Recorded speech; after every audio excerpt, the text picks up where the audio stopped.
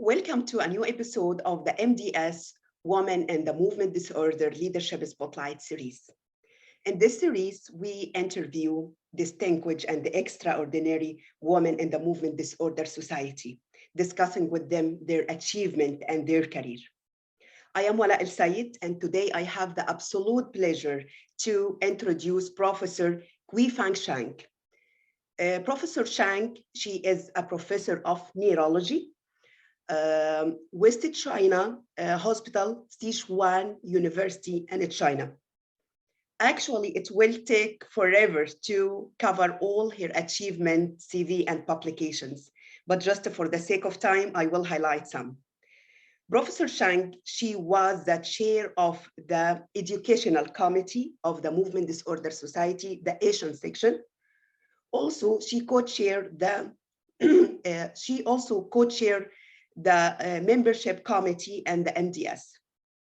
Additionally, she established the Chinese Huntington disease network. Professor Shang also is the vice chairman of the Chinese Medical Doctor Association. She trained many neurologists to take care of the movement disorder patient in China. Professor Shang, thank you so much. I have the pleasure to meet you today. Can you tell us more about highlights in your career? Hello, Vala. So it's my pleasure to be here. So I got my MD from the University Bern, Switzerland on 2003.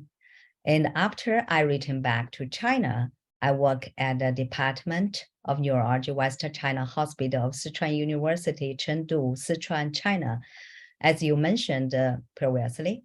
So the West China Hospital of Sichuan University, I just briefly introduce it.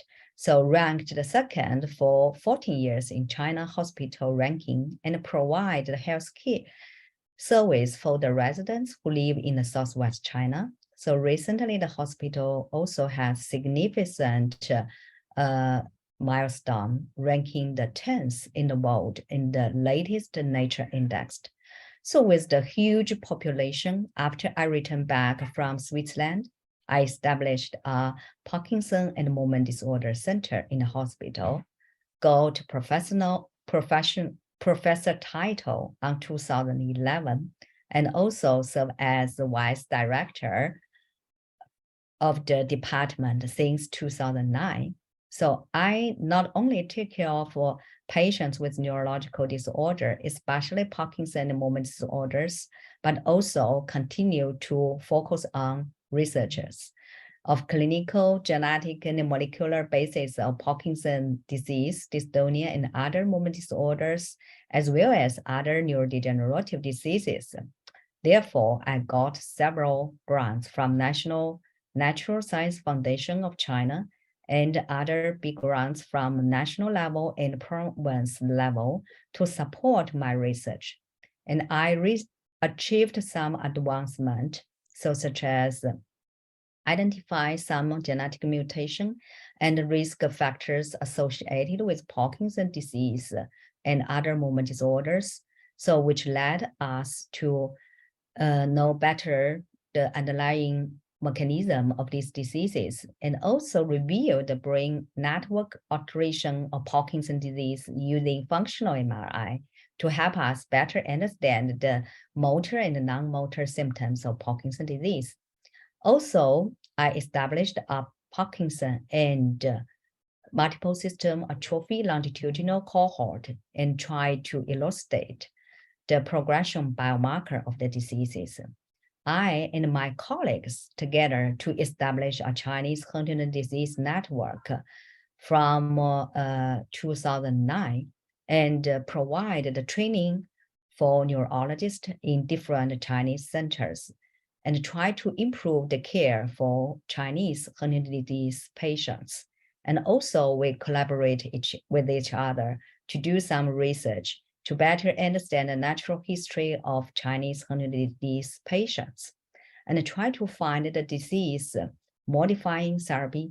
We work together with also with basic scientists. So till now, I published more than 300 peer-reviewed articles in the journals such as movement disorders, neurology, GNP, Parkinson and related disorders, and so on. So now I also serve as several editorial board of neurological journals, such as Parkinson and related disorders, European Journal of Neurology, Translational Neurodegeneration, and now also as the specialty chief editor of Frontier in Neurology, Genetics section, associated editor of Frontier in Neurology Movement Disorder section, and a co-chair with Professor Daniel Chuang of the journal Clinical Parkinson and Related Disorders. So I was recognized by colleagues. So from 2011 to 2016, I served as MDS-ALS Education Committee member. And from 2017 to 2019, served as MDS-ALS Education Committee Chair. So from 2012 to 2019, served as MDS-ALS Executive Committee member from 2019 to 2021, served as MDS Membership Committee co-chair with Professor Chaudhary. So currently, I was selected as MDS-ALS officer, treasurer-elect. So I'm really enjoying participating these activities to provide the awareness of MDS in Asia and also in the world, provide education opportunity to neurologists, especially the low level in Parkinson and movement disorder field countries, and together with other leaders to design the strategic plan for the ALS region. I also learn a lot from other leaders. So I'm very pleased to see the increasing members from the ALS region and more young neurologists likely to be a movement disorder specialist. So I'm much delighted to be a member to join in MDS-ALS task force and MDS UMass task force, and work together with colleagues to do some collaboration study for the aim of better understanding Parkinson and movement disorders and provide better care for our patients. So I was selected as a vice chairman of Special Committee on Parkinson and Movement Disorders, Neurology Branch of Chinese Medical Doctor Association on 2021.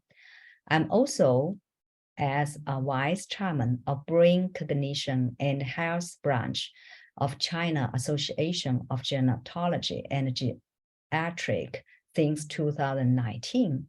So I have the responsibility to educate neurologists and provoke young neurologists' interest on Parkinson and movement disorders. So our center now is listed as the training center on the MDS website. So welcome trainee to our center. Wow, so inspiring. Yeah, I'm so excited to ask you to tell more about your experience in navigating the way as a woman leader in the field of movement disorder. So I think women in the field of movement disorder may face a similar challenge as women in other fields, such as gender discrimination, lack of representation in senior position. In addition, the field of movement disorders, like many fields in the healthcare, has historically been male-dominated, and women may have to work harder to prove themselves and gain recognition for their accomplishment. So I'm always working hard. So this is the essential step to be a leader.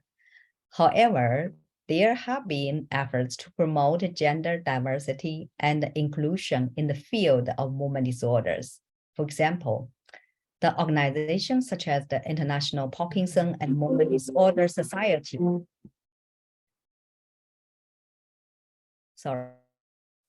the society have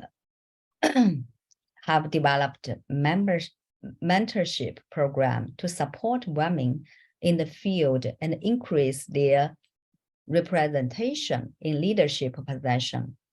Women in the field can also serve as role models and mentors to other women, providing guidance and support to help them advance their careers.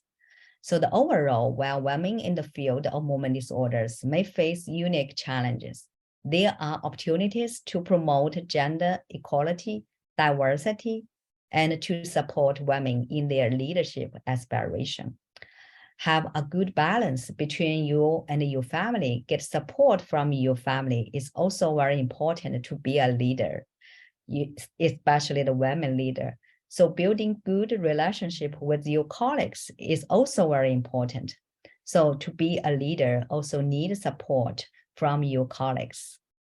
Yeah, thank you so much. Actually, I have a very burning question for you.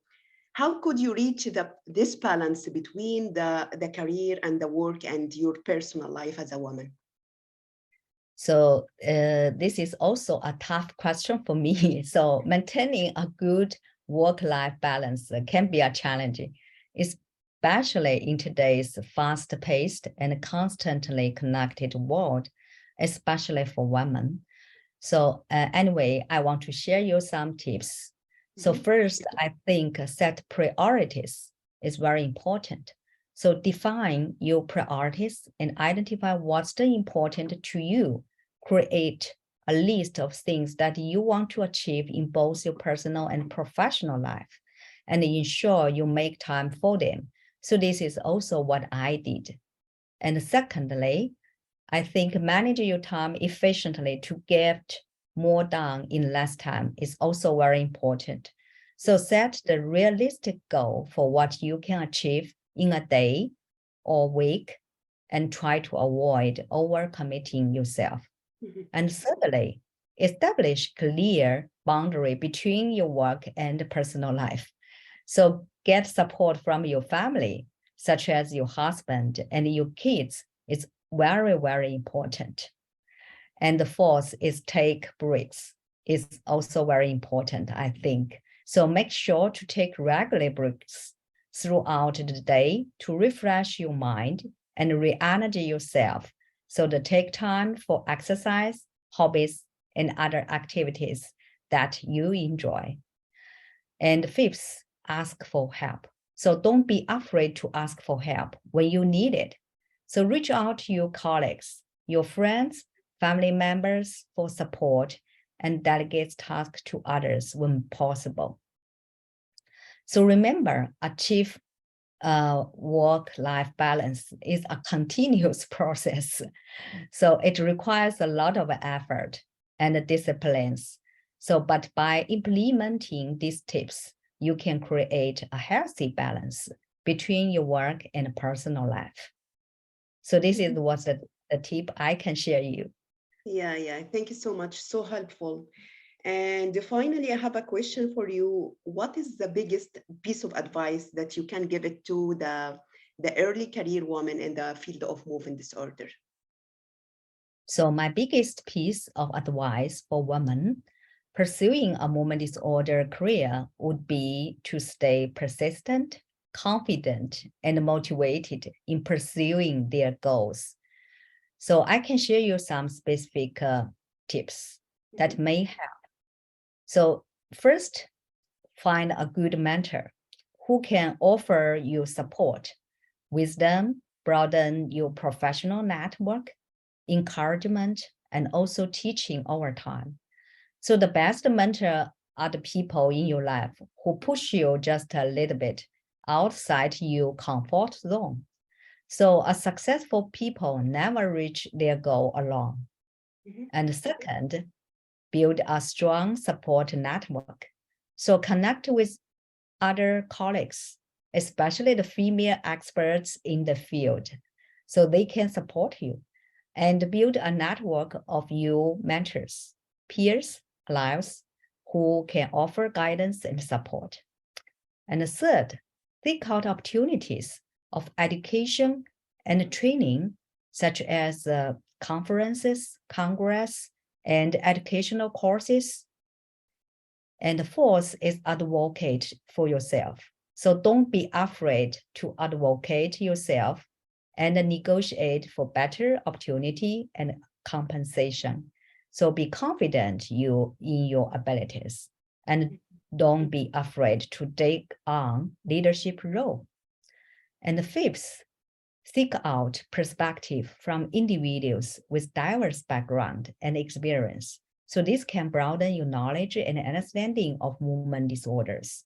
So help you to become a more effective practitioner and researcher. And finally, take care of your mental and physical health is very, very important. So this is the essential for long-term success in the field. Remember that the path to be success in the field of Parkinson and movement disorders may not be always easy, can be challenging, but staying focused, keeping pursuing your passion, and it may also have fun. For example, when you treat a patient with lobar responsive dystonia, the dramatic change of the patient to low dose levodopa will make you very, very exciting. Yeah, thank you so much. It was really very interesting and informative interview. And thank you again for giving me such a great opportunity. It was my pleasure to having you today, and have a nice day. Thank you, Wala.